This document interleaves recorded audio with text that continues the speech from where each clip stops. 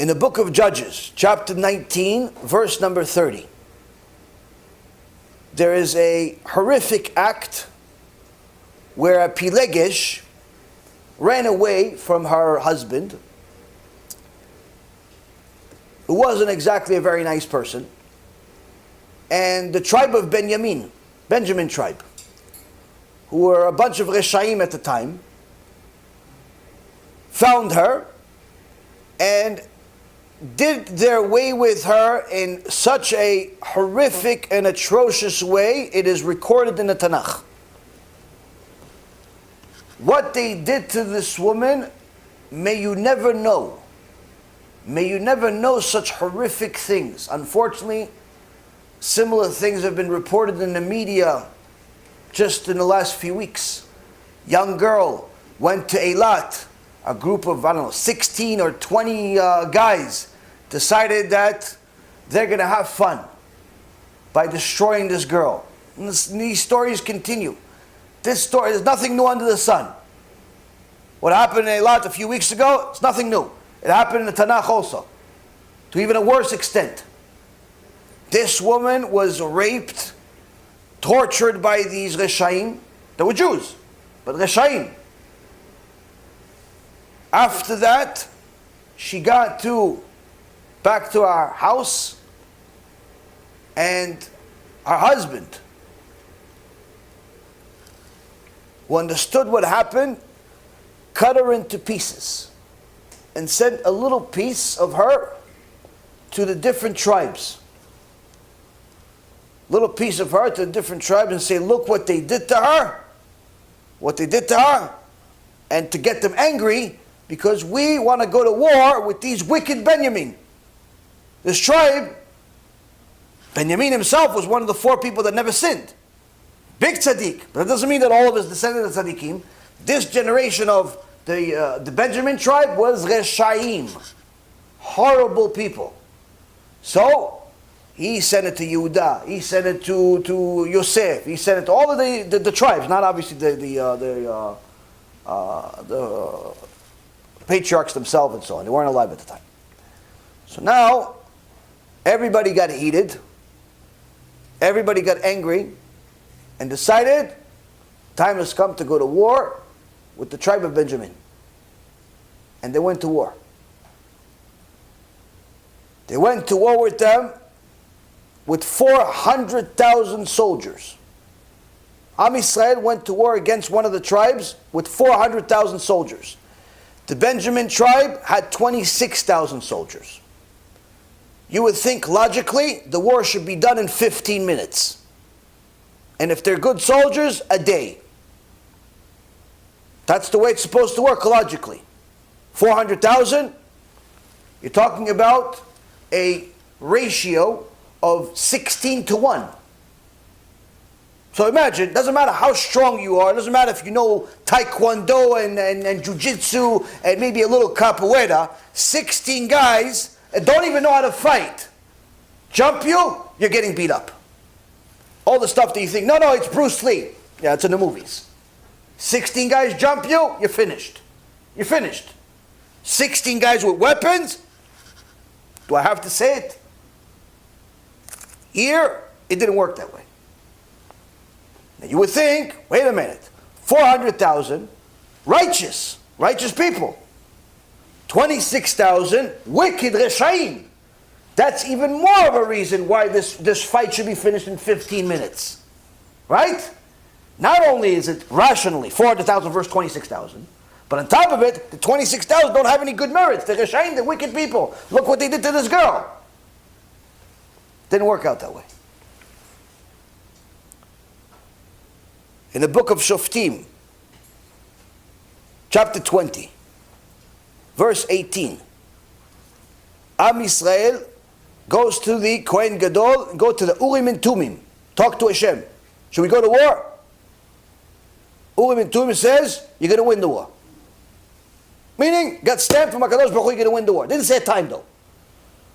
On the first day of the war, the Benjamin tribe kills 22,000 of Am Yisrael. A statistical impossibility. 22,000, meaning practically every soldier they have killed somebody, won a fight. They all ran away. Am Yisrael, 400,000, now 378,000 left, run away. Don't know what just happened to them. They're all demoralized. They have how did we not win this war in 15 minutes? What happened? On top of it, Derech. On top of it, we asked Urim and Tumim. We talked to HaKadosh Baruch Hu. What's happening here? They go back to the Urim and Tumim. Urim and Tumim says you're going to win the war. Next day, Benjamin tribe kills another 18,000 people. 40,000 people of Am Yisrael died by the Benjamin tribe. Am Yisrael starts crying to HaKadosh Baruch Hu. Soldiers, huge, powerful soldiers, start crying to HaKadosh Baruch Hu like little babies. What's happening here? This continues. Within a week, everyone's going to die. But we can't stop the war now. It's 26,000. If we lose this war overall, all of the nations are going to attack us and kill us anyway. Because they see how weak we are. So they might as well, they can't even beat their own people. What's happening here? Pinchas ben Elazar becomes the leader. Eliyahu Navi becomes the leader. Goes to the Urim and Tumim. Urim and Tumim say, tomorrow you're going to win the war. First time. Says the time. Tomorrow you're going to win the war. Next day, Am Yisrael kills 25,100 of the Benjamin tribe. Meaning leaving 900 left. Virtually destroyed all of them.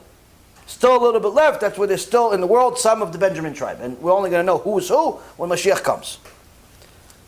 So the question is, Rabotai Yekarim, 40,000 of Am Yisrael that were on the righteous side had to die before a single Rasha died. Before they won the war. Defying all odds, defying all logic, but doesn't defy the rules of the Torah. So the Chachamim explain, Rashi explains on the Pasuk that Am Yisrael was punished, and that's why they lost. Why were they punished? They were punished because they weren't zealous in the past sins that were being made, which was in chapter 17 of the book of Shoftim, when Am Yisrael, when they were worshipping idols.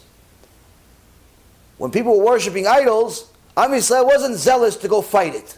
When people were recruiting Jews to Christianity, when people were getting people to become atheists, when people were teaching heresy, when people were saying that God needs us, when people were pro-homosexuality, Am Yisrael wasn't zealous. But only you became zealous once it hurt somebody that was your friend. Your friend's girl got hurt, now all of a sudden you're a servant of Hashem. Now all of a sudden you're going to say, oh, Mila Hashem Elai. All of a sudden you want to be the Pinchas all of a sudden. How come you weren't zealous for Hashem when it came to idolatry? How come you weren't zealous for Hashem when it was to defend the Torah Emet? How come you weren't zealous? Because of that. When one woman gets killed, everybody fights. But when Hashem's name was being desecrated for years, no one did a thing to protect his name and his kavod. So HaKadosh Baruch Hu says, okay, you'll win at the end. But not before you learn this point.